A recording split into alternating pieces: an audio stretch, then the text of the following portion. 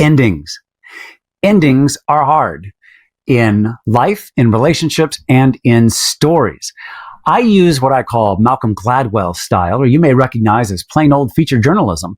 He does this thing, if you've ever read his books, and it's absolutely great. He starts with a really small moment. So, for instance, in The Tipping Point, he talks about mavens and connectors. And he opens his story saying that a young stable hand in Boston during colonial times overheard a British officer say, "There'll be hell to pay tomorrow."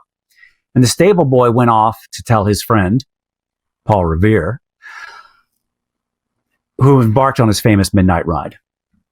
And then Gladwell says, what you may not know is another writer went out that day on a different route, and his name was William Dawes.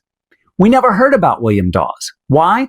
Because Paul Revere was a connector, a networker.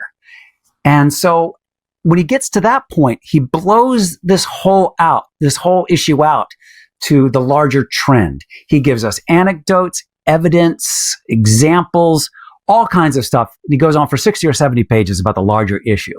And in the very end, say, eventually the colonies won their independence, but that's not how it all started. It all started on a bright spring morning when a young stable boy, blah, blah, blah. So try that.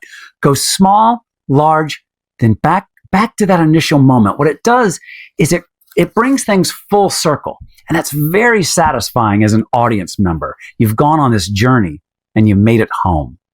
And yeah, Malcolm Gladwell is a great storyteller.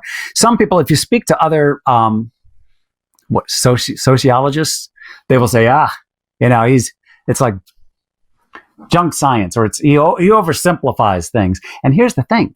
He does simplify things. And there's a reason that, if he didn't simplify things, he wouldn't be, a famous best-selling author. He'd be just another sociologist nobody has ever heard of.